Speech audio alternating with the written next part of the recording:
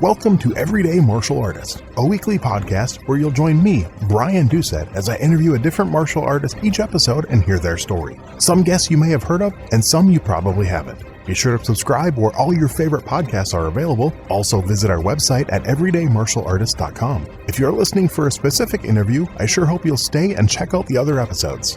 A very special thank you to Topher Williams for our custom theme music. And now, the newest episode of Everyday Martial Artist.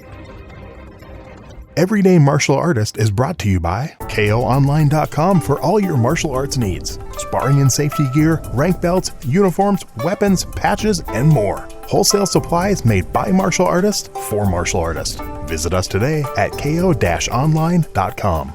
You know, one question I ask every guest on Everyday Martial Artist is about their favorite martial arts book. And there's never been one quite like Martial Theory by Steve Pearlman, described as the art of war for the martial arts. Martial Theory helps any martial artist or instructor take their understanding and teaching to the next level. And at martialtheoryU.com, you'll find a global community with instructor groups, Q&A with Steve, live events, and demonstrations to help you apply martial theory directly to your training. It's not just a book, it's a movement. Find Martial Theory on Amazon, and when you join martialtheoryU.com, use discount code EverydayMA for 20% off. That's under $20 a month for life. That's martialtheoryU.com, code EverydayMA. Hello and welcome to Everyday Martial Artist. I'm your host, Brian Doucette, and as we do every week, we're joined by a brand new guest talking about their life and their journey throughout the world of martial arts and sometimes other stuff they're involved in. My guest today is a remarkable example of perseverance, determination, and the transformative power of martial arts. She's a single mother of four, an avid outdoor adventurer, and a highly accomplished Brazilian Jiu-Jitsu and Muay Thai competitor whose journey into martial arts began after a life-changing divorce. What started as a way to challenge herself and find community quickly became a passion that reshaped her life and created a shared experience for her entire family, as all four of her children has also trained alongside of her. On the competition match, she has built an impressive resume. She captured the 2024 IBJJF Purple Belt World Masters Championship in the Master 3 Middleweight division, adding a bronze medal in the Absolute division. She is also a Purple Belt Pan Am American, and she is also a Muay Thai champion, winning the 2024 TBA Classic Class C Light Welterweight title and compiling a 2-0 amateur Muay Thai record. Her inspiring story recently reached an even wider audience through the documentary Grit and Grace, which premiered at the Fargo Theater and is now available for streaming on Beck TV. The film chronicles her journey as a mother, athlete, a martial artist, and highlighting the resilience and determination that have defined her path. When she's not training or competing, she enjoys traveling, camping, mountain biking, spending time outdoors, caring for a household full of pets, and, as she'll gladly tell you, enjoying a good serving of loaded mac and cheese. Please welcome my guest today, Katie Stensgard. How are you doing today, Katie? I am doing well. Thank you for having me on your show, Brian. Thank you for agreeing. Dylan recommended you, and I reached out, and I'm glad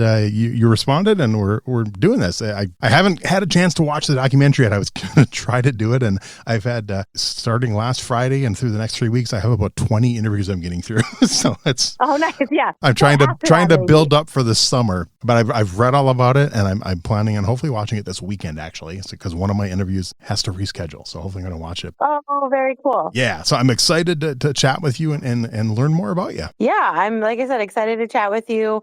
Hope you get to see the movie. I've seen it a few times. It was weird the first time, like watching myself. I was like, I don't know how I feel about this, but I've gotten used to it now. Yeah, and I've never been in like a movie type thing, but I've done, I've been on TV I do sports PA announcing. I've been the local stadium voice for like Concordia Cobbers and MSU Dragons and NDC. So I've seen myself on TV doing that, and obviously I've been on radio since I was a teenager. But yeah, I get that. Right. My kids all are actors and do theater, and I actually got to see my son in a movie in Utah a couple weeks ago. So my goodness. Yeah, so I get that. I definitely get that. But right, because I'd done TV stuff before, but this was it premiered at the Fargo Theater, and then we got invited back and we did the Fargo Film Fest. That's cool. So it was the first time I'd ever seen myself on the big screen. I was like, that is a lot of me. Nice.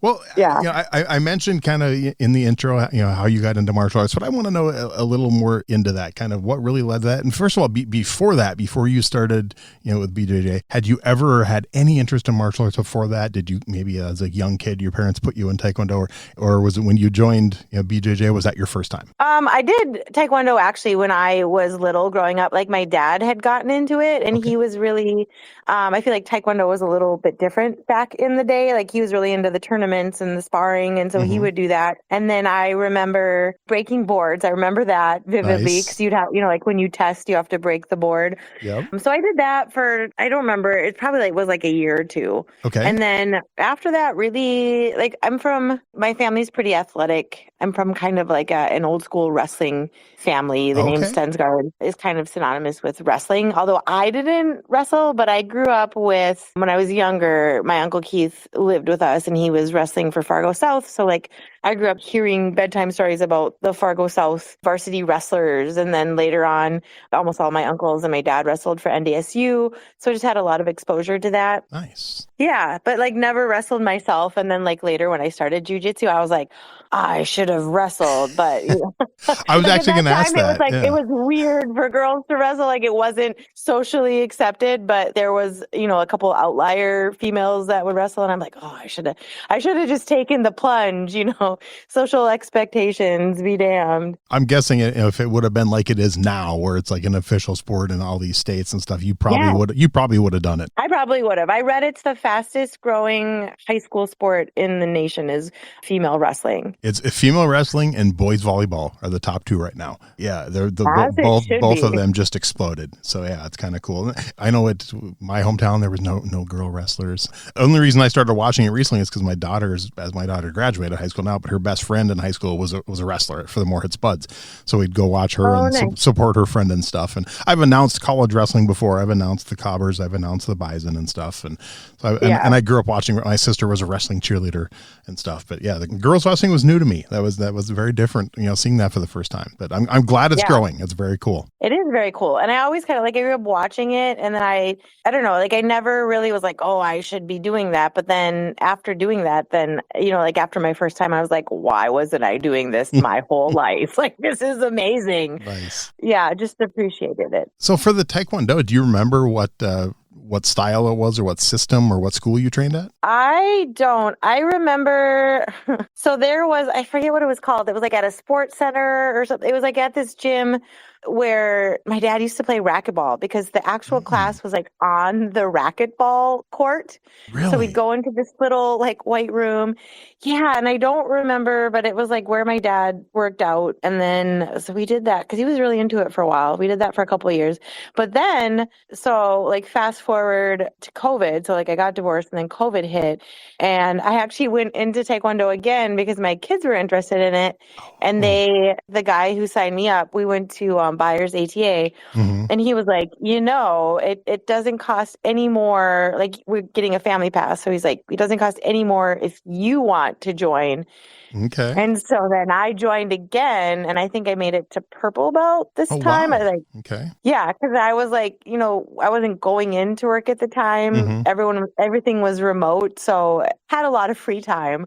So it kind of accelerated, and then from that's kind of how I found jiu-jitsu. So in either of those times you did Taekwondo, did you get into competition then? I did one competition where it was an in-house competition. And then, it was, I remember, and that's kind of what made me want to try jiu-jitsu because I liked it, but it was kind of tag where, because you just have to, it's touch point sparring. Yeah. So people with long legs, I was that was frustrating. I was oh, they just have to touch me.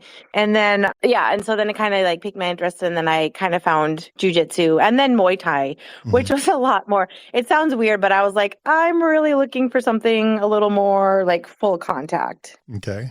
How did that come about? I mentioned, after divorce and stuff, you got into it more, but how many other schools did you, and you said you went to the Taekwondo did you look at any other schools or how did jiu-jitsu pop into your head? Well, so this is kind of weird too. So I found this series, what was it called? I think Kingdom or something. It was about, I love that show. Yeah. I know. And so it was about MMA, and I guess it had never really been on my radar before. but I was like 39 at the time. So I was kind of like, am I too old to fight? Like, I might be too old to do this, but it looks cool to like train and to do. And then I went in and I tried jiu-jitsu. And I think within the first month, because my style's pretty aggressive, Dylan was like, do you want to fight? Like, have you ever thought about fighting? And I was like, not really. I don't know, like maybe a little bit, but I think I might be too old. And then so over the course of a few years, like I trained and then I started competing jiu-jitsu and like won a bunch of world titles and then started training MMA from that and actually did fight once because I was like, I want to at least have one fight, like tick that off my bucket list. So yeah, that's kind of how I got into that. And then I won a Muay Thai belt. Like right around the time I started MMA, I started training Muay Thai. And so then I went to they have this big Muay Thai tournament in Iowa and I went and I won that. I'd only been training like Muay Thai, I think 6 months consistently at that point. But yes, aggression usually plays out well in high stakes competition. Yeah. So then the ACA, did you just Google it to find it? Did someone recommend it to you? Oh, sorry. Yeah, I did actually. I had Googled it and the ACA came up. And then at the time there was only Fargo BJJ was the other one. Yep. There's only 2. Now I think there's like 5 or something that have branched off from mostly Fargo BJJ. But anyway, so I talked to, I think it was Joe at the time from ACA. And then I talked to Fargo BJJ actually, and they wanted to come into this free trial at night and it didn't work in my schedule. And Joe was like, well, you can come in anytime. Like you don't have to do a trial, just come trial in the morning because I had mornings free at that time. And so I remember going in there and then I didn't know Dylan at this point, but he actually taught the first class. That was like my trial class. And I didn't even know what jiu-jitsu was. I just had looked it up as like another martial arts. And I just remember him being like, okay, well, you're here.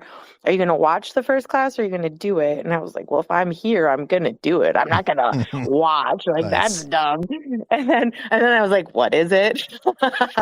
So we did it. And then I just remember like he put me in side control on this guy and I didn't know what side control was. So he's maneuvering my arms and it's kind of like where you have your hand under one of the guy's heads and then you have the underhooks. You kind of have your other hand under his far armpit.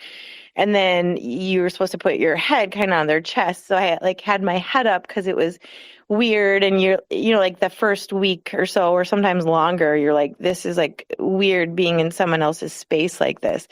So I was like, oh, like this. And I just remember Dylan like pressing my head all the way down on his chest. And he was like, no, like this. And so I was like, yeah. And that's like a very Dylan thing to do. I didn't really know Dylan at the time, but it turned out to be like par for the course for like the rest of our working relationship.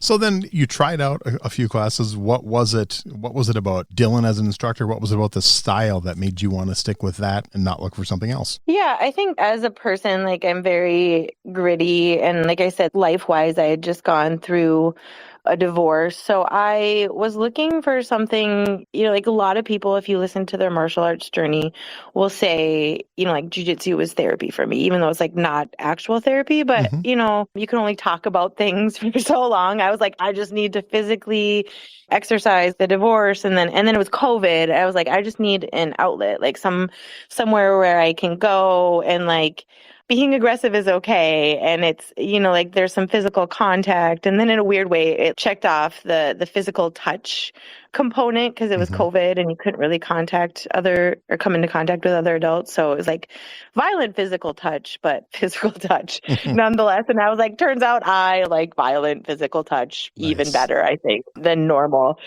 So, that's kind of how I found it. I get what you're saying because I know that I've told a lot of people my heavy bag is my therapist. It's helped me through many, many, many situations over the years. So I definitely get that. Yeah, like sometimes you're like, I've talked about this way too many times. I just need to like just get it out and then you feel better after. Like even if you go to a session and you get beat up by everyone else for an hour, like in a weird way, you're like, I still feel better. So it's just a weird thing. And then the community is like second to none. Like I've met some of the best people. And I think it's just because it's such an authentic community. That was one thing that was appealing. It's like there's no room for ego, or people with ego kind of weed themselves out really early on. It's like you can't really bluff what you can do or you can't do. Like the mats are kind of the great equalizer. So you either like put your head down and you work hard, or you don't tend to last very long. And I like that. It felt like very authentic, and that really appealed to me. That's cool. And I know, like you said about the people, two of my best friends in my life I met in my traditional Taekwondo class in 1994. And they're still, to this day, still two of my best friends. So yeah, that's a huge part of it. Definitely. How long were you in class before either you decided to or Dylan convinced you to do your first tournament and compete? I had been training for about 7 or 8 months, and my first tournament was actually a local Fargo tournament. There was like 2 back-to-back weekends, or maybe it was like 2 weeks apart. But they had the Grappling Industries, I think was the very first one, and then 2 weeks later it was a submission challenge. And so I never really competed, but I'd been going to comp class just because I kind of got addicted to jiu-jitsu early on, and I was like, Dylan, can I come to comp class? And he was like, I guess. So I started showing up to that, but I had never really competed. And so I did that. And then my very first bracket, there was no other white belts in my age and weight division. So I ended up going up to the blue belt division. And like, while I didn't win, I didn't get demolished either. I actually ended up, that's how I met one of my really good friends, Katie Packa, who trains at a different gym. And now we've traveled together and gone to these like world level competitions together. But during my very first comp, she was a blue belt and I was a white belt, and she bow and arrow choked me. And I was like, I will never forget the day that we met. And, like, you bow and arrow choked me.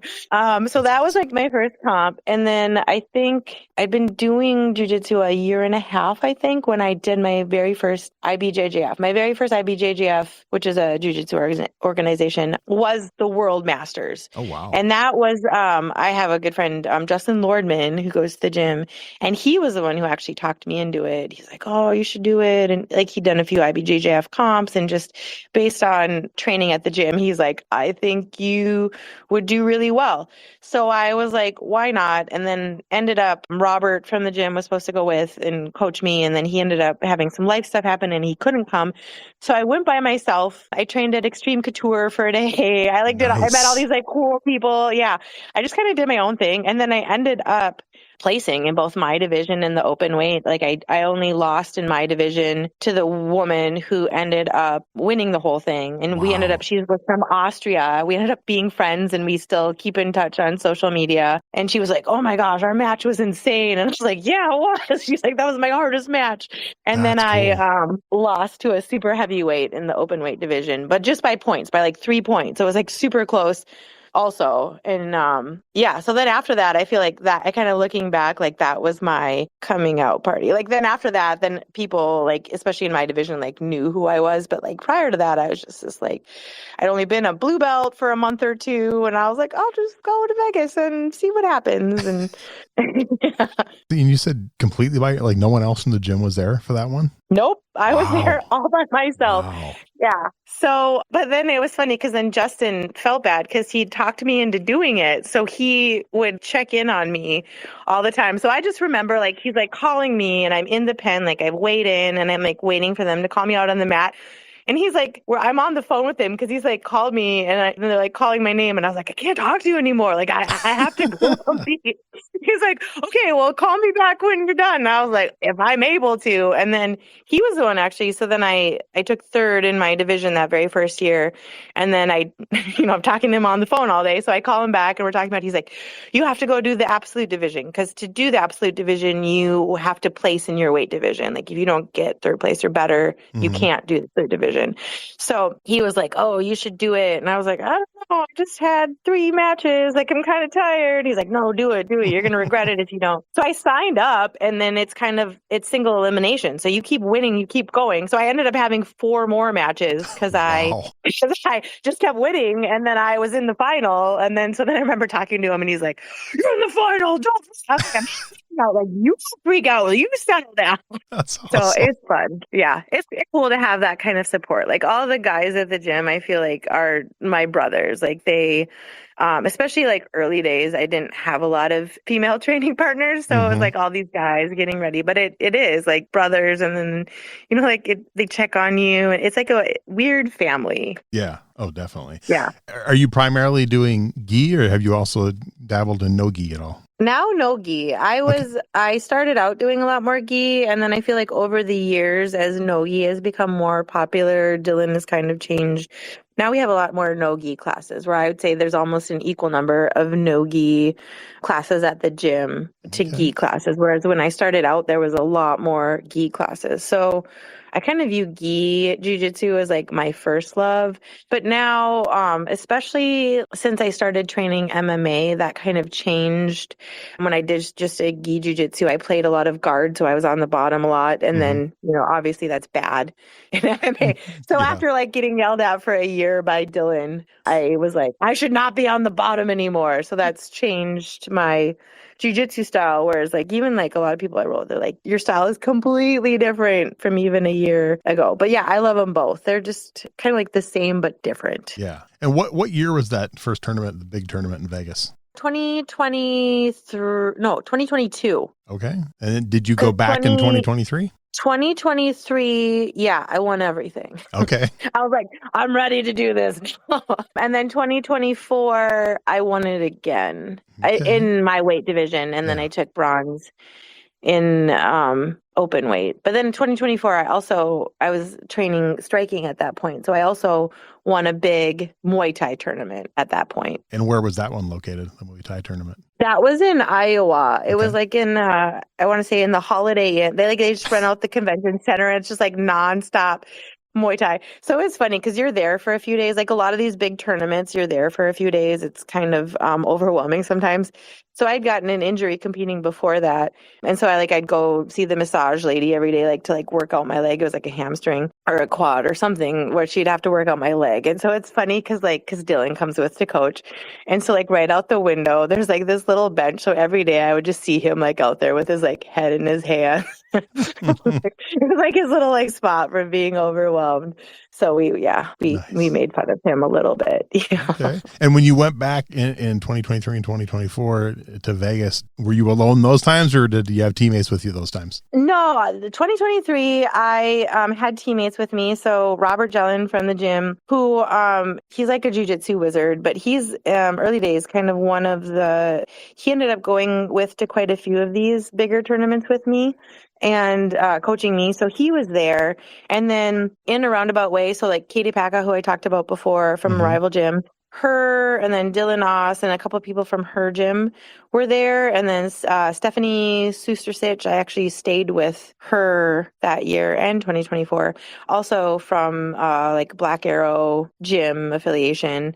So it's like they kind of, I call them my road family because I started seeing them at all the big events and then we started staying together because it was cheaper. And so then we started cheering for each other and showing up at each other's events. So by that time, my road family was in place. So I actually had a big cheering squad. Nice. And then, Stephanie, actually, because we were sharing we had like a suite. And so I had one room and then we shared a living room. And I remember her buying me like a commemorative shot glass from Vegas and doing shots with Stephanie like after I had won. And then obviously like we went out in Vegas and celebrated that night. And that was a lot of fun. So it was fun the first year, but then the year that I won it in both divisions, it was fun just to go back and win it, obviously. But it was more fun because like I had my people with me. And obviously it's like more fun. Jiu-jitsu is weird because you go out on the mats by yourself, but it's not a solo sport. Like you need people to train with and to get you to that point. So it's fun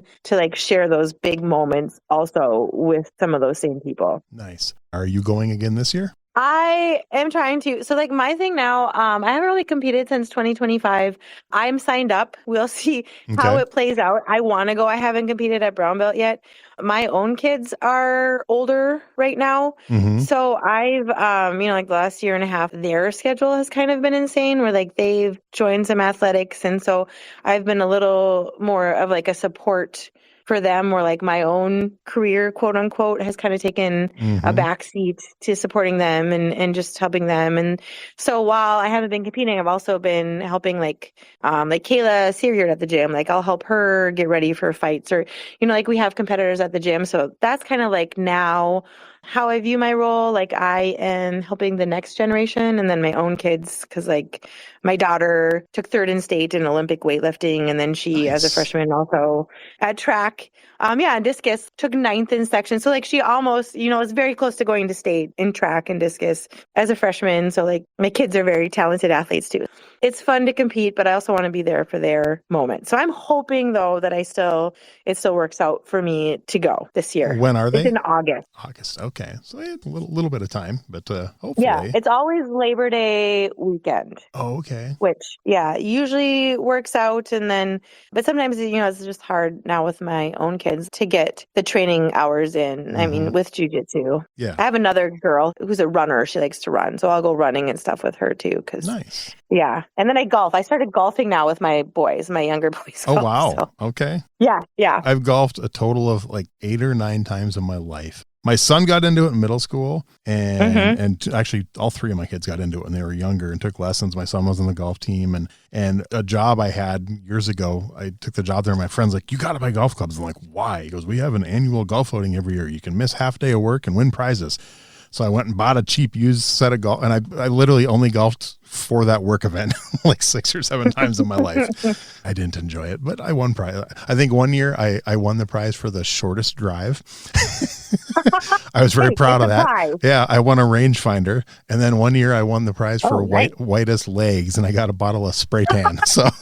These are premium prizes that you're winning. I mean, like the big ones, they gave away like TVs and stuff. I just didn't win any of the big ones, but it was still cool. I mean, they get like $100 gift cards, but I won the crappy ones. Right. But it was okay. Hey, there's a prize is a prize. Yeah. Now you said, helping out others at the gym. So is that something you see in your future, like coaching and teaching? Yeah, I think so. I mean, I was a kids coach for a bunch of years, like I want to say 3 or 4 years while my own kids were doing it. I had to step away in the last 2-3 months just because, like I wanted, my one daughter or 2 of my kids were in track and then the boys were doing golf. So I love coaching, but it didn't make sense at the time, given that my own kids weren't training because of their own athletics. Like I wanted to miss, or I didn't want to miss, like those moments, like they have 4 years in high school. And so I want to be there for my own kids, but I do love coaching. Okay. And I do love, like helping people, like being part of the journey for other people too. And so like, even if I can't compete or if I go through seasons where I can't compete, it's like when I can make it into the gym, one of the things I love to do is because I like hard sparring and I like hard training anyways. Yeah. So it's nice for me to like jump in and be a part of their training camps. Or like, for example, so like last week I came in on Saturday and some of the girls from the gym are getting ready for this 5-on-5 team competition, which sounds awesome. Like I've always wanted to do one of those. So I came in and they're like, "I just need you to go like really hard and like be the hammer and be aggressive." I was like, "Say less." I can do that for you. Nice. So so that's fun. Like it's fun to like go full comp mode because like depending on who you roll with, not everyone is there to compete. Not everyone is there for the same reason. So it's fun to ramp it up again sometimes because I enjoy training on that level, but I realize not everyone does. So it's nice to be like asked to go. I was like, yes, I can always go to that level for you. That's cool. We talked a little bit about BJJ and the tournament. So what about the Muay Thai? Okay. When did you first decide to try out the Muay Thai class? I mean, was that something you watched it and you're like, I got to try this? And then when did you decide to start competing for that? Yeah. Well, I kind of like when I first joined the gym, I did Jiu-Jitsu and Muay Thai. And then I kind of wanted, like how jiu-jitsu is, you learn so much content, it's hard to retain it. And so at that time I was like, I think I want to pour everything into the jiu-jitsu cup because I really want to not even be good, but just not be bad. Yeah. So I was like, I need to train more jiu-jitsu. So then probably, a few months to half a year in, I kind of quit training Muay Thai to fully focus on jiu-jitsu. And then I started competing and I was like, and then I started winning and I was like, well, I just really want to do jiu-jitsu. And then I kind of got to a point where just for whatever reason, sometimes you have to mix it up to kind of like make it fun again. And I'd been competing a lot and kind of had burned out a little bit on the competing. And so I was at a point where I was like, well, I'm going to try Muay Thai again because like obviously it's a new thing. It's just for fun. Like I don't have to be the best or I don't have to be super good. But then I started it and then I was like, I really like this. And then I was like, I should train more. And then I was like, maybe I should compete at this also.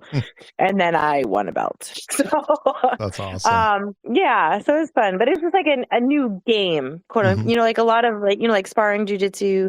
It's like essentially a big game of chess, but like Dylan says in the movie, everyone plays a different game of chess. So that's what keeps it fun and interesting. Do you think you'll do more Muay Thai? I would like to at some point. I don't know. So my dream is someday to like, I wish there was like an old people fighting league. Like you can only be in this league if you're 40 and over. And like, cause I would like to do more MMA. Like who knows if that'll ever happen. But like, I'm kind of like, I don't really want to fight all these 20-year-olds anymore. Like I just want to be in a nice old people fighting league where I just wrestle some other old people. And not that 40 is like that old, but it's like old, like you're out of your prime for MMA for sure. I mean, I know they have like a senior league for jiu-jitsu. I know there's a senior league for boxing. So, I mean, there might be some out there. So maybe just some specific, maybe not a full league, but some certain tournaments and stuff like that. I know I had one of my guests a few years back, actually like 5 years ago now. He was when I was interviewing him, he was getting ready to compete in a like 60 plus boxing tournament. Really? Yeah. So, yeah. Right. Well, and like these Masters Worlds tournaments, like the really big ones that I do for jiu-jitsu, like there's like a senior division, like they're all masters or like you're 30 or over. And so like that, or even the Muay Thai belt, it was like a masters type situation where I think it's like if you're over 35, you can compete in the masters division, or I think they called it seniors. So they have that for Muay Thai too. So I wouldn't say no necessarily. Like I would be down to compete again. Right now, my big thing is training time. Like if I'm going to compete, I'll go in and I'll train. But if I'm going to compete, then obviously I like to do well. So I want to be able to stick a certain amount of time in at the gym if I'm getting ready to compete. Like that's the big thing. Yeah. So would you ever want to, if you could work it into your schedule, obviously with your kids, you're pretty busy, but would you ever want to go to Thailand for 2 months to train? Yeah, that'd be really cool. Okay. Like, I don't know how I would do that with my kids. Like maybe it'd be, like my youngest is 10 right now. So it's going to be a few years unless I'm like, hey, kids, want to go? No, I doubt they would want to go to Thailand for like a month or two. You get the distance learning for school for 2 months. Come on. Yeah. But it is funny because a lot of it, like my kids have trained with me too. Like all of them have trained at some point or another in the gym.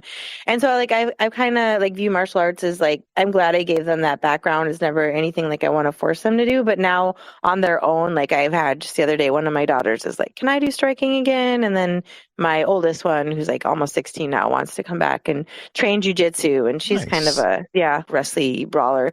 Yeah. So it's kind of fun to, like see, like give them the foundation and then see them make their way back on their own. So who knows? Maybe someday they'll be like, hey, I want to train again. Family trip to Thailand. Yeah. I don't know. Hey, fingers crossed. Hopefully it'll work out. And then you also mentioned you had an MMA fight. So how did that come about? Is that just why not? I've done jiu-jitsu, I've done Muay Thai. Why not MMA? Yeah, and I'd been training MMA for a while, and it was kind of like, I don't know, I'm big on experiences. I like experiences. So I was like, this is an experience that I would like to have at least one time just to be a part of an MMA fight. So I took a fight on a card in Canada. So that was also cool. I went to Calgary, Alberta to fight, and then actually ended up getting to see Banff. Like Banff, only had a day in Banff, so like not nearly enough time, but it was a very cool experience all the way around. I didn't win the fight, but it was still, the whole experience was cool. You can say you did it, so that's the important thing. So right, yeah, definitely. Do you think you'd do that again? An MMA fight? Yeah. I mean, I've been offered fights before. Like I said, the big thing now is just time. I wouldn't say no. I mean, especially like look at Ronda Rousey and Gina, and they're like in their 40s. And so I feel like, like they're kind of opening that door. Whereas like if the time was right and the opponent was right, sure. You know what I mean? Well, if you have one coming up, let me know. If it's a local one, I'll come check it out. So that'd be cool. Yeah, definitely I will. I did get offered one on the Fargo card, and then I don't remember. It didn't work out, but Yeah, that would have been cool. Like it's always cool to fight or compete with your teammates. Yeah. And I don't know if Dylan or Tyler and those guys ever talked about when MMA first started in this area, when they first got the commission in 2006. I mean, there was a time where there was in Fargo, I bet anywhere from 6 to 8 MMA fights events a year for like probably 5, 6, 7 straight years. I mean, there was one local promoter that was in the process of signing a deal for monthly fights in Fargo, and it fell through, but there was a lot of local events. Yeah, I remember because they would talk about, what was it called? That old tournament, the like Fargo Open, which isn't Fargo Open's like a different. That's actually my instructor's Taekwondo tournament, and he added a grappling division years ago. When it originally started in the late 90s, it was Taekwondo, and then he had Okinawan style. It was like this full contact with like the kendo metal mask, like you've seen for like sword training and stuff. Yeah. Basically with those and boxing gloves, and they did full contact with that in addition to the Taekwondo. And then he added the grappling, and they had the grappling for like probably over 10 years, which was cool. Because I remember seeing, because Dylan has a lot of those videos on the like FMACA website or their YouTube. Yep. So I've gone back and I've watched a few of them because it's very interesting. Like it's changed a lot. Or like he was telling me like how they would have like different styles, kind of like early UFC where like he's like, yeah, I felt like a Taekwondo guy, but it was like boxing or whatever. I think he said it was at the Fargo Open, but I know he's even said those would have been most likely the Dakota Fighting Championships or Max Fights were the two big ones in our area that were doing MMA fights. And actually, I remember Dylan. I think I was judging when Dylan fought because I used to judge MMA fights. Yeah, I've seen some of his old fights too, where he was like, like there weren't as many rules. I was like, did you just try and head stomp that? Yes, turns out he did. Yeah. The commission definitely made it more safe. There's definitely a little more rules and stuff, and than the old days. A few more guidelines. Exactly. Yeah. Talk about the documentary. How did that come about? Did someone approach you? Did someone have an idea and be like, hey, let's do that? Kind of how did that start for you? And talk about that experience. Definitely. So it was actually a training partner at the gym, Ian Harmon, approached me shortly after I got back from Vegas in 2023, and I had won the gold medal in my weight division and then also in the open weight. And he was like, just being at the gym, knew a little bit of my story, being a single mom, finding this post-divorce. And he was like, I think your story is really inspiring. And you found jiu-jitsu at 39, but you didn't let, like your age or your circumstances in life stop you. And like, I think your story would be inspiring to others. I want to film you. I want to make this documentary. Like, do you want to go out to coffee? And I'll kind of like lay out what I was thinking and you can tell me yes or no. And I was like, sure. And so I met him for coffee. I brought one of my kids with. He kind of laid it out and I was like, sure, sounds good to me. So then I think we started filming, I want to say January 2024 or maybe December 2023. So it was like at the end of that year and kind of filmed all over 2024. And then the last filming session was when I went to Vegas. They actually flew out to Vegas with me, filmed at the tournament. So that was kind of a little bit of pressure because I was like, well, I really want to give you guys the good ending. I hope you don't get the bad ending where I lose. But yeah, and then Ian brought on Derek Fletcher, who was like a documentary, like he has other very gifted filmmaker, does other documentaries and has done like true crime and stuff like that in North Dakota. And so then I got to be friends with Derek through that too. And another great guy. They're both great guys. And so, yeah, it was Ian's idea. And then Ian and Derek kind of just ran with it. And how did when it premiered at the Fargo Theater, how was the reception? Was the place packed? Yeah, there was a lot. It definitely was. It was like a lot of the gym. Most of the gym was there because what they did a Q&A panel at the end. So that was cool. So it was like me, but then it was also everyone that was in the movie because, Dylan Spicer was in the movie, Cody Lincoln was in the movie, Robert Jellin, Justin Lordman, and then Derek and Ian were all up there. So they did a Q&A after. We kind of, went out for dinner and drinks before that. But then it was like, I work at a church, I work at Atonement. So like a lot of people, my staff friends, but then also just people from the congregation showed up to support. So friends from the congregation, which was really cool. A lot of the gym family. I even had, Katie Packa and Stephanie Sustersich, my road family traveling that competes with me. They drove all the way up to see it. Like I didn't even know they were coming, but they surprised me and they came. And then obviously my kids were there, and that was cool because they were like, they're in it also. So they were like, we're famous. We're on the big movie screen. And so it was cool to see their reactions to that. Obviously, a lot of my family was there. And then just like people I didn't even know. So it was cool. It was pretty full. It was a great night. And then it was cool because like a few months down the road, we got invited to open the Fargo Film Festival. So we were actually the first film showed at the Fargo Film Festival. And then that was once again back at the Fargo Theater. That's cool. So did they tell you how many hours of footage they initially had that they had to edit and cut down to make the actual documentary? I'm not sure an exact number, but I know it was a lot because on top of, like interviews and such, they filmed a lot of B-roll. So just live rolling at the gym, drilling. So there was a lot of hours involved in that. Nice. So I'm very grateful to them. I know they put a lot of work into it. And I know like, in the today's age, it's kind of getting away from physical media, but any chance of that like releasing on a DVD or something like that or Blu-ray or something? Have they talked about that at all? I think their next big thing, because it's on Beck TV right now. It's streaming on Beck TV. And then also it's on the Fargo Public Access channel. Oh. So like I've had friends, like my friend Damone was like, who I train with, he's like, I was lifting weights at Crunch Fitness and I saw your movie. And I was like, oh, that's really cool. That's cool. So, and I'll have like random people come up all the time because they'll like randomly play it on the Fargo Public Access. So they'll be like, oh, I saw your movie on public television today. And I was like, oh, cool. I know their next big thing is they're trying to get it on Prime Video. So it would be available for streaming on Prime Video. I don't really know about DVD. I know it's like based, like they do have a link on like Vimeo. Okay. But yeah, I think the next thing that they were trying for was the Prime Video. So you could just stream it from there. Yeah. That'll be cool. Like I said, I'm planning on watching it this weekend, if not tonight. I was supposed to have a second interview tonight and a second interview tomorrow, and they both got rescheduled for next week. So I have a little more free time than I thought. So it's on my list to watch, and I'm looking forward to checking it out for sure. So I know you said you did Taekwondo when you were younger. You got into it a little bit as an adult. You've done Jiu-Jitsu. You've done Muay Thai. You've done MMA. Is there any other styles that you'd like to learn? Of martial arts? Yes. I just like martial arts. I don't know. I did like when Taekwondo, like one aspect I liked was the weapons training. So it would be cool at some point to like go back and learn more of that. Like I have a sword, like that. Yep. That was cool. Or like nunchucks, or I was like, when I was little, I watched Ninja Turtles. And so that kind of like fulfilled the dream for me. I was like, oh, Donatello, Raphael.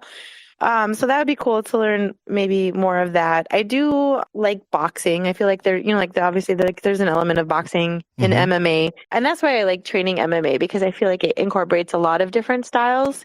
So you have like, you have the wrestling, you have the jiu-jitsu, you have the boxing, you have like kind of the Muay Thai, the kickboxing, and it's all melded into one. So that's really appealing because it's like the hardest video game, so to speak. Everything is in play.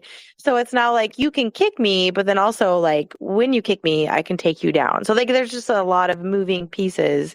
And I feel like that is the beauty of MMA. So like that to me is kind of scratches the itch a lot with with trying other different forms of martial arts. I like that you're interested in weapons. That's cool. That's one thing that, I've been doing my martial arts over 40 years, traditional Taekwondo about 30.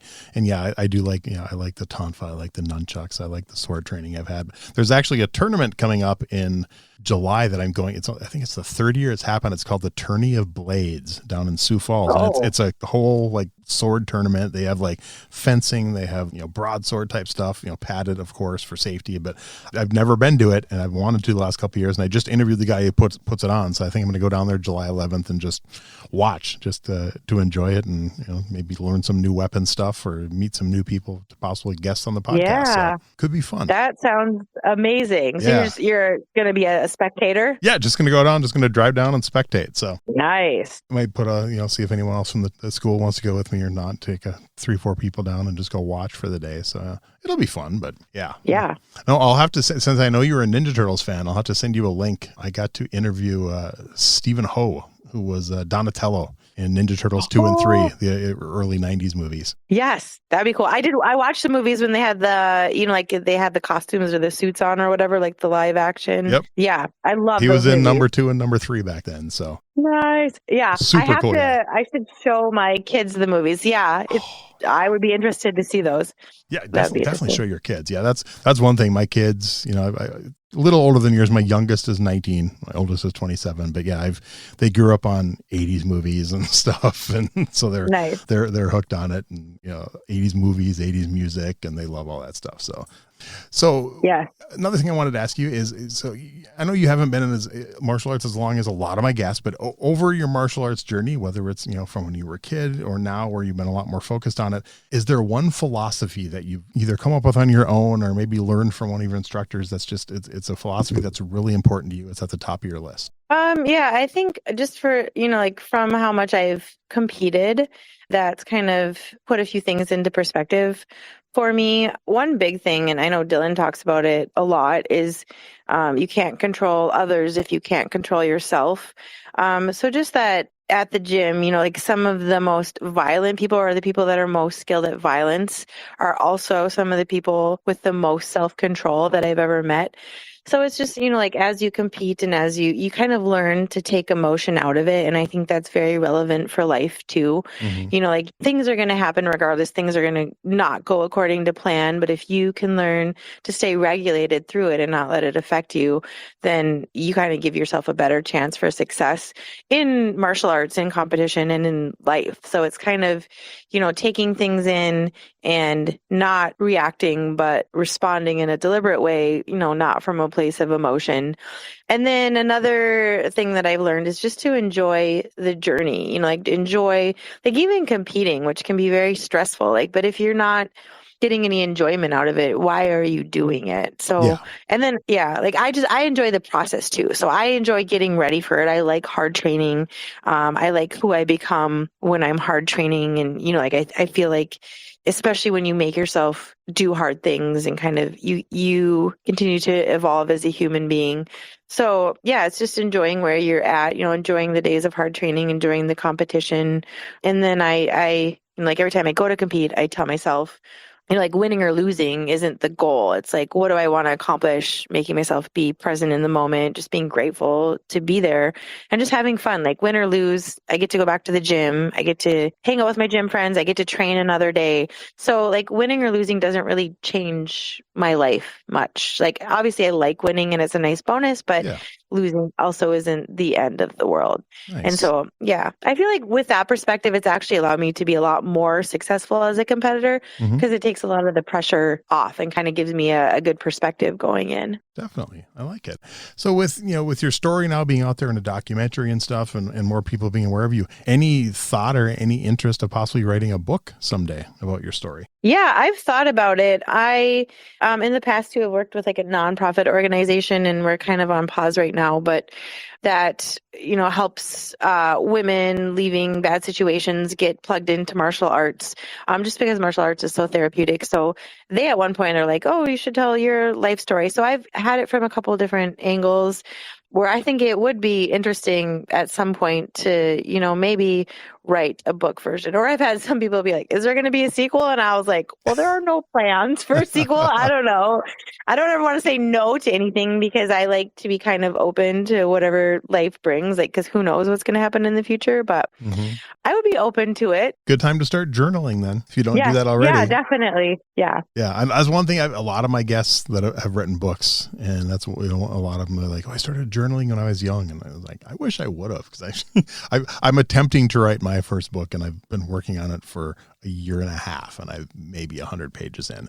So I still got a long ways to go, but it's one of those things where a lot of these stories from when I was younger and stuff, I'm man, if I could only remember the exact details, I should have. Cause I remember in fourth grade, our teachers encouraged us to journal, but I'm sure back then I was, a dumb kid. I'm oh, that's a diary. Only girls do that. So I'm never going to use this. Exactly. Yeah. And what's funny is I met someone, nothing to do with martial arts, but I met this gentleman in the early 90s. And that's what I'm surprised it didn't click, but I was talking talking to him and he was telling me he journals everywhere. He carries one with him all the time. And I'm like, really? He goes, yeah. He goes, do you remember when we first met? I'm like, yeah, it was like October last year. He goes, hang on. And I hear him going through pages and he starts reading October 16th, 1989, met Brian and he starts telling, I'm like, holy crap. So, and now, of course, looking now, he's written like 7 books. So obviously it paid off for him. But so yeah, any of my young listeners, start journaling now. You can write a book when you're old, or who knows, write a book when you're young. I know one of my daughter's friends, he finished his first book before he graduated high school. Nice. I suppose that, like, that's what you want to do. The earlier you can get started, the better. Yeah. And nowadays with self-publishing, it's so easy to do it. You don't have to like battle and try to find a publisher to take you. It's like, if you think it's good, you can publish it and let the people decide if it's good. If they buy it, it's good. If they're not, well, go and try another one. So nice. Yeah. So what's your book on? Kind of hard to explain. It's kind of got like a twist in it, so I don't want to like give it away, but there's you don't have to give anything away. But there is definitely some martial arts in there. I'll tell you a little about it when we're done recording, but there's some martial arts, but there's also some other stuff. So it's a long story. I'll tell you the short version when we're done. So sounds good. Nice. How about a worst martial arts related injury? I know you've only been in it a short time. Have you had any injuries, or have you been pretty lucky so far? In my MMA fight, I broke my hand on the girl's face. Like it was the first punch. I broke my hand right off the gate, like on her face. Foreheads are hard for everyone out there. If you're going to punch someone, try not to punch them in their forehead, maybe aim a little bit lower. So that was pretty bad. And then I had at one point, a fairly bad hamstring injury that took a while to work through. Like I trained through it quite a bit, but I was definitely out a little longer than I wanted to be. Like it was hard. Dang. Wow. Yeah. The hand one that made me think of it, there's a early 90s, I think it was 93 movie, 92, called Gladiator, not the Russell Crowe one. It's actually a boxing movie starring Cuba Gooding Jr. and James Marshall. And there's one scene in the movie where they're fighting without gloves, and the one guy, as the guy's throwing a punch, he tilts his head down to force him to hit basically in the forehead. He's like top of the head, hardest part of the body, and breaks the guy's hand. Yeah. It's exactly what I thought of when you said that. So it's one of my favorite movies. Well, I lived that. Yeah. That's awesome. Yeah. I have a few fun questions to use to wrap up the show. So I know you've only done one MMA fight. So 2-part question. First of all, when you had that fight, did you have walk-up music? And if you did, what was the song? And if you were to have another fight, do you think it would be the same song, or would you pick a different one? Yeah, good question. So it was Nirvana. You're right. I love Nirvana. Nice. So I wanted to walk out to that. I'm not sure. I kind of thought like, if I fought again, like I would want to have the same song.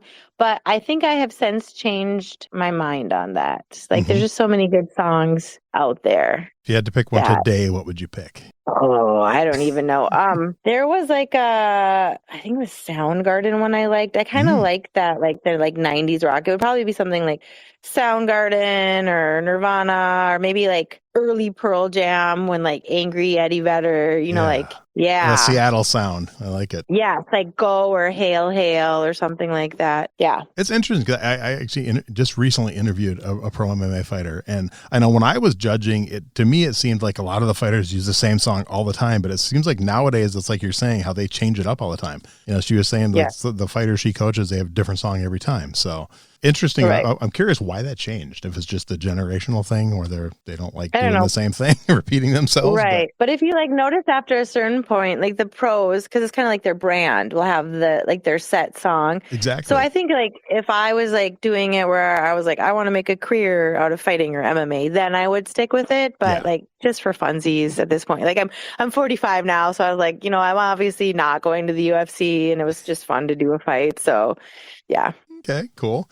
All right. Who are 3, 4, 5 names you'd put on your personal Mount Rushmore of martial arts? Oh, like who I look to for? It's your personal Mount Rushmore. So it can be, I know I have guests that pick only people they've trained with, their own instructors. I have people that only pick big names like a Bruce Lee and a Chuck Norris and things like that, and everything in between. It's completely up to you. Right. I think, so like Jiu-Jitsu, I would probably put like Bia Mesquita, Fionn Davies on there, because they've been pioneers for, like Bia Mesquita. A lot of people, well, she calls herself the Lady Goat, but she's won a lot of stuff. I think she's changed Jiu-Jitsu. I like her highly aggressive style. So, and then Fionn Davies, just obviously a phenomenal grappler and has taken women's grappling Jiu-Jitsu to new heights. So definitely them. on there. Who else? I get 3 more, huh?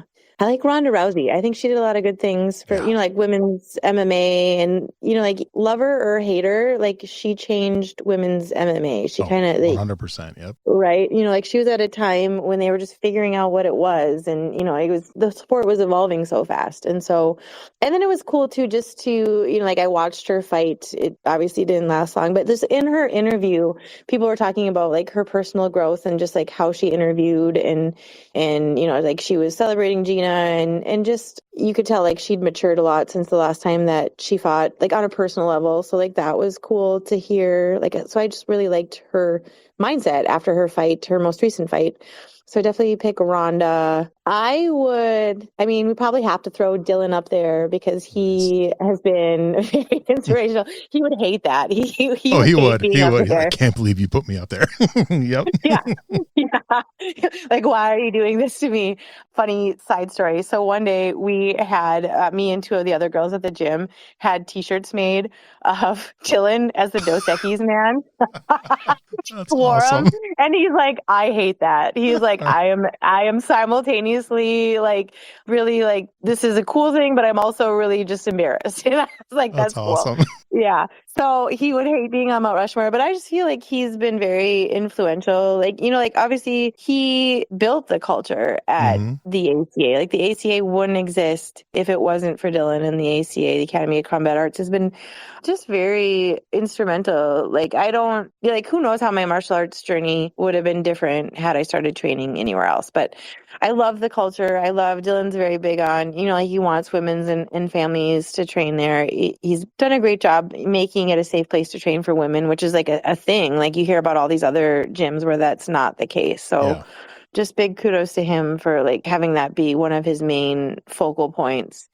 And then other than that, I know I might go over, but I would probably throw up Robert Jellin and Dylan Bowen. I call them my gym dads. They're like they're at the gym I train at. They're kind of like jiu-jitsu brainiacs, just like they're wizards. And and they've been very instrumental in my own training, especially comp training. They help everyone at the gym comp train, and they're just very insightful, and they've helped me refine a ton of things, or like maybe see things in my own jiu-jitsu game that I was not previously aware of, or just conceptually will give me different things to think of, like, oh, I never thought of it that way, and I've always been really big on, like they kind of like took me in as a little baby white belt, helped me to grow.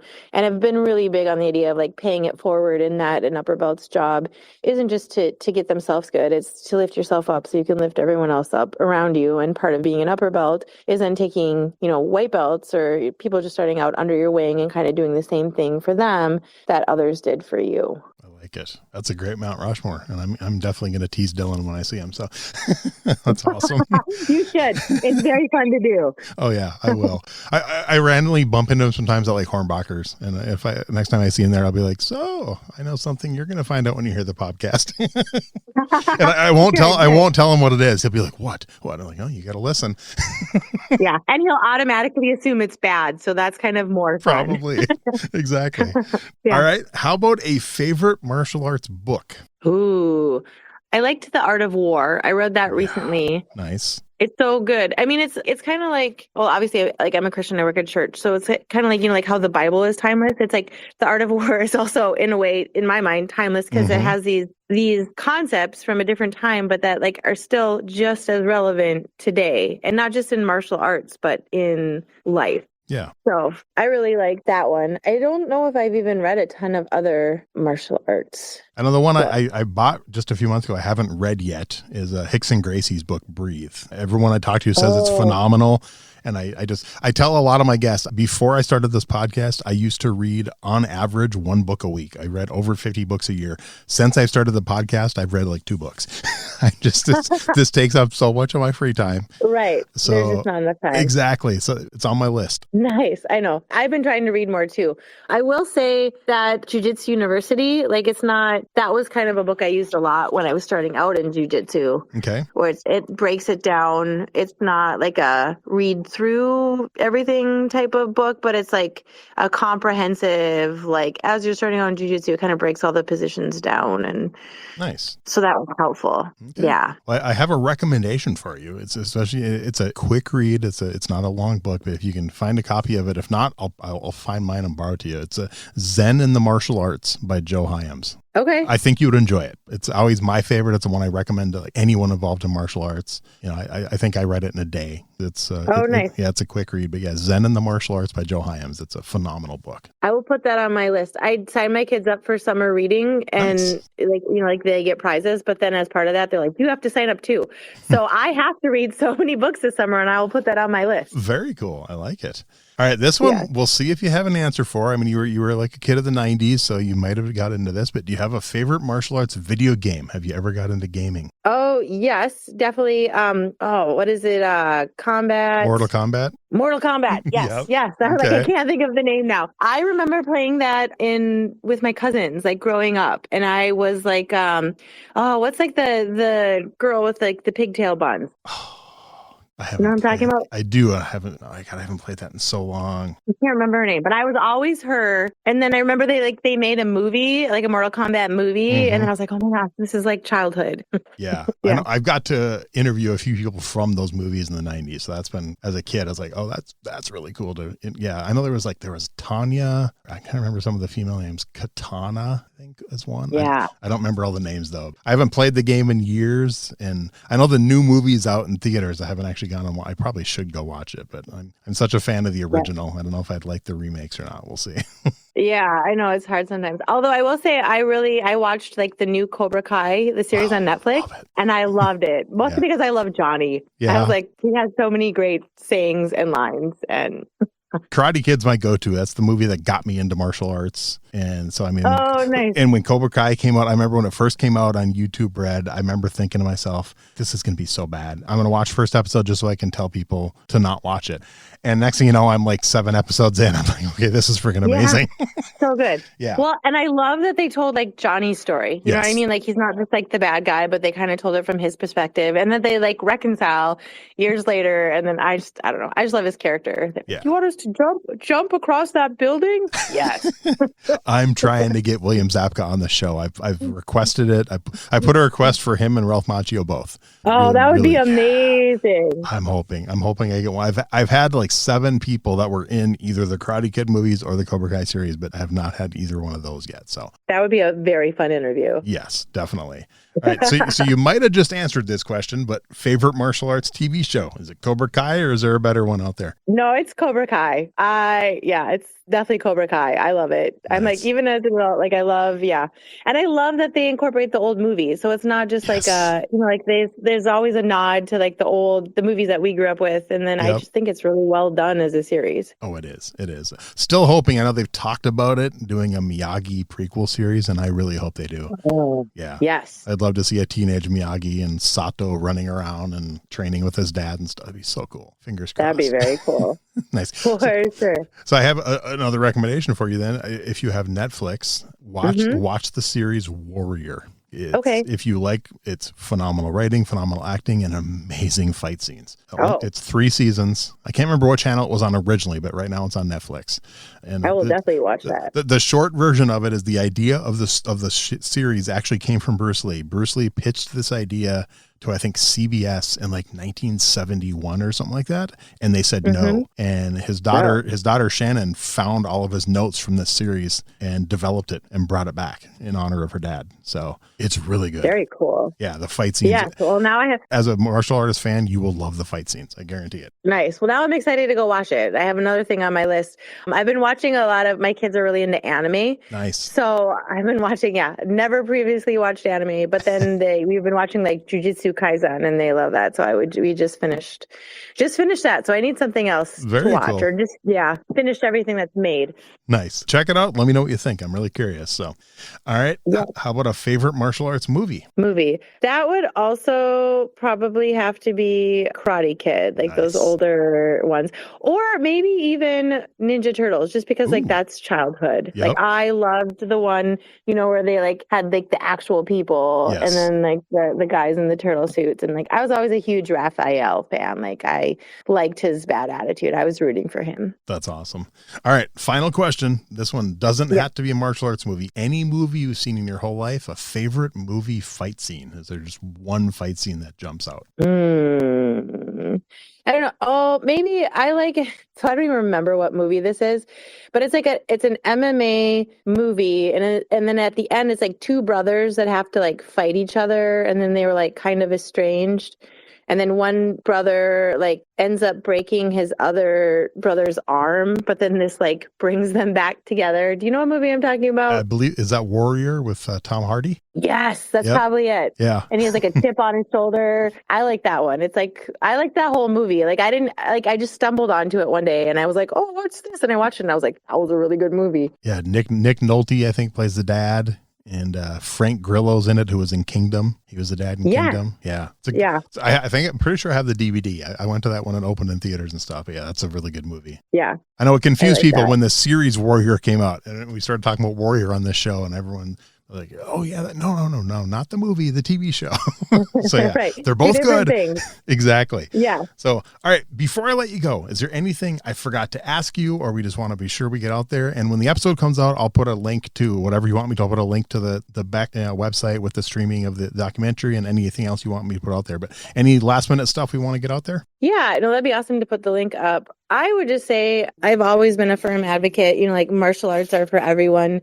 If you're on the fence, if you should try it, like you should. Not everyone competes, but I believe that there's a gym for everyone, that it can be beneficial to everyone. Like in my own personal life, I've seen just, like it's transformative powers and it gives you something to work towards. And it's just such a great community. So I strongly encourage everyone to try it. Yeah, like I've met some of the best people that I know through martial arts. So can't say enough good things. Yep. And that's something we say on the show all the time, is that I think everyone at some point in their life should try martial arts. I mean, I always give the example, my mom joined in her 40s and got her black belt. And I've talked to people who started as young as 2, and especially kids. I think all kids should. I personally, I think it should be part of the school system, and they should have to try it for like 3 years minimum. That's just me as a lifelong martial artist. But no, seriously, this has been so much fun. I absolutely love your story. I'm super excited. I think I'm actually going to watch the documentary tonight, and I'll have to message you and tell you what I thought about it. But no, this has been so much fun, and I can't wait to get this episode ready for the listeners to check out. Heck yeah. I've had a lot of fun being on today, too. Thank you for having me on. Wrap up today's episode by taking your own training to the next level with Martial Theory by Steve Perlman, the book that's redefining martial arts thinking. Find Martial Theory on Amazon today. Join the worldwide movement at martialtheoryu.com, where you'll find Q&A sessions, live events, and direct guidance from Steve himself. Use code EverydayMA for 20% off for life. That's martialtheoryu.com, code EverydayMA. Thanks for listening to Everyday Martial Artist. We hope you will join us every week for a brand new episode with a different martial artist telling their story. If you enjoy the show, be sure to leave us a review. Also, be sure to check out our website at everydaymartialartist.com. There you can find all of our episodes and contact us to suggest guests and ask questions. Again, thanks for listening to Everyday Martial Artist, and we'll see you next week.